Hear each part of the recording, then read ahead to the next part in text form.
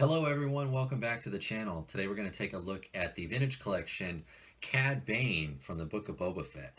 Welcome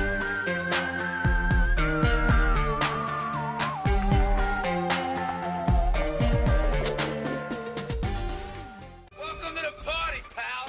Okay, so let's quickly take a look at the packaging. This is my favorite 118-375 packaging there is.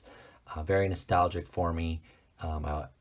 I really won't ever say anything bad about it unless it has an image or something that I don't like. But this one's pretty good. Looks like it's right from the set of the show.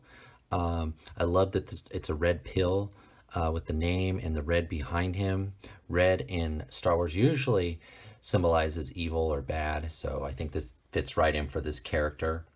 Here is the back of the packaging. I do have several of these, so I did open one already. I do have this entire wave here now. They're all very good figures. These ones here, these three here at the top, and maybe 9 Nub, they don't have the hips that I prefer, the new age hips like this Cad Bane has. And I know these are reissues, these three here at the top. But they're still really good figures. I know they were really wanted by those in the community, so it's nice that they reissued them. All right, so here is the figure. Here is Cad Bane, and man, he is awesome. I've only had him out again for a few minutes, but he's got all the modern articulation, the best that Star Wars Hasbro can do right now. Rocker ankles, the new ball-jointed hips. He does have a small slight crunch at the abdomen. He does come with several accessories, including his removable hat. He's got his 2 pistols, and the jacket is removable. And what's nice about this jacket, it's very soft plastic, so he can sit down in it. So if you want to put him in a ship, he can sit down. It's not that easy though, because it is a thicker plastic rubber there. But the jacket comes off, and because this whole outfit is brown, it doesn't look silly, you know, without the jacket, because the sleeves are sculpted on. It's still brown, so it doesn't look too bad. It does have this backpack. It does plug in and out, so that is something you can do. You can take off. It's got the 2 holsters. Very nice. It's got the extra ammunition around the ankles and here on the belt. I think they did a really good job with the chest here. It's the sculpts on the chest, the little emblems there. This hat does fit on pretty well. I just keep knocking it off. It does fit on nice and snug. But great likeness to the character. All around, this is a solid figure. This is one of the best vintage collection figures, I think, of the year. I feel like I've been saying that a lot lately. I had Ratco, I had the 2 Annex 2179 figures, and now this guy. He's got to be one of the best vintage collection figures of the year, though, easily. Subject matter, who he is, you know, character selection, articulation, the sculpt, all those things, the accessories, although minimal, they're still great.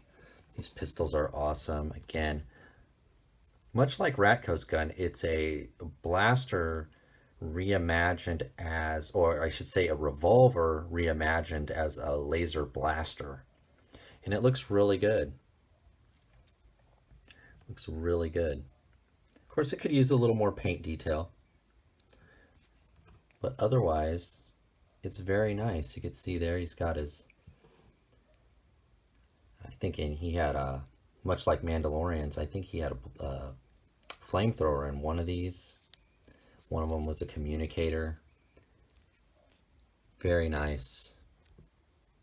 Got some piping, some tubing here. Very nice figure. So I do have the other Cad Bane figures that were made, and they are right here. And I can say, you know, easily this is the best one. Now, this is vintage collection, so it should be the best one. And these 2 here are based on his appearances in the Clone Wars. And you can see they are different in size. This one's fairly easy to get. This is the first one they ever made. He's just barely 5 points. I think he's actually 7.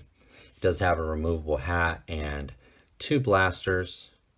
Very similar to the ones that he has now, but not quite the same, much smaller. It's hard to see the revolver part on these blasters. Again, though, this is the cartoon version brought to life in action figure form. This one is much better. This one's a little bit harder to get. Both of these have removable helmets, or removable hats, I should say. And it doesn't stay on quite as well. This one, in fact, I used some like blue tack to keep it on, and it still pops off. It's nice. You can see the hats are different. And I have seen people putting this hat on this figure. Maybe we'll try that here in a second.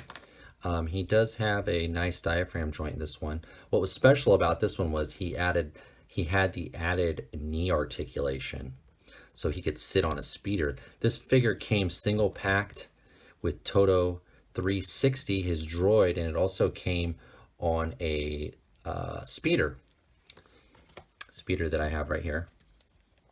This is a rifle that he came with as well, that has a holder for the rifle. This is like again a lever action rifle reimagined into blaster form. Very nice. Comes with this figure. Happen to have two of them. So I'm probably gonna put him on this speeder here, see how he looks. But this one's pretty good. This was the best one before this new vintage collection figure. Now the only thing, my only, I guess, criticism is of this figure is, now this is based on Book of Boba Fett, and those are from the Clone Wars. I always loved how he had the little ankle rockets, so he could fly away, and he used those several times to evade the Jedis when he was on the run. It would have been nice if this figure had those, but I know he didn't have them in the Book of Boba Fett. It would have been cool if he did, though. So I think I like that a little bit more than this. But this is a perfect figure, guys. This is a great figure. I can see this one going up in price and becoming hard to find and expensive in the future. That's why I bought a couple of them. But it's a wonderful figure, guys. I think for vintage collection, you know, it's not quite the same as Acid Rain or Joy Toy. Now, this is a real 375 figure, not 118.